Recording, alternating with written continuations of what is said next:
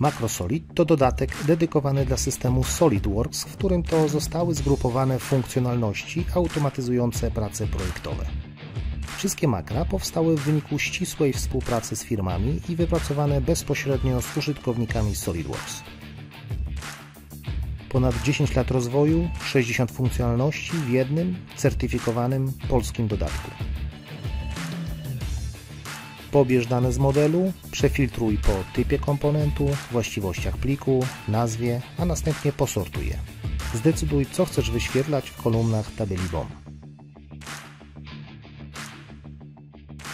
Z widoków dowiesz się m.in. czy uzupełniłeś wszystkie właściwości, zdefiniowałeś materiały, kolory, czy użyłeś odpowiednich promieni R i współczynników K dla blach.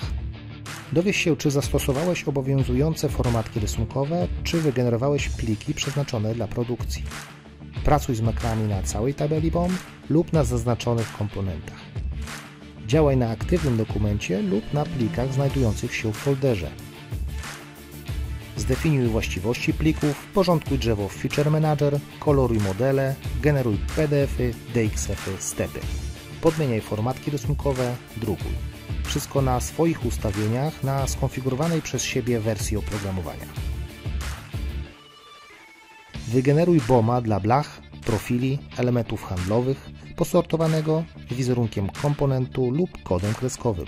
Zapisz listę materiałów do pliku Microsoft Excel, Microsoft Word, CSV, PDF.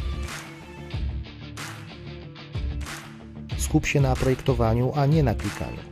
Wyeliminuj lub przyspiesz zadania, które można zautomatyzować. Oszczędzaj czas, oszczędzaj pieniądze z MacroSolid.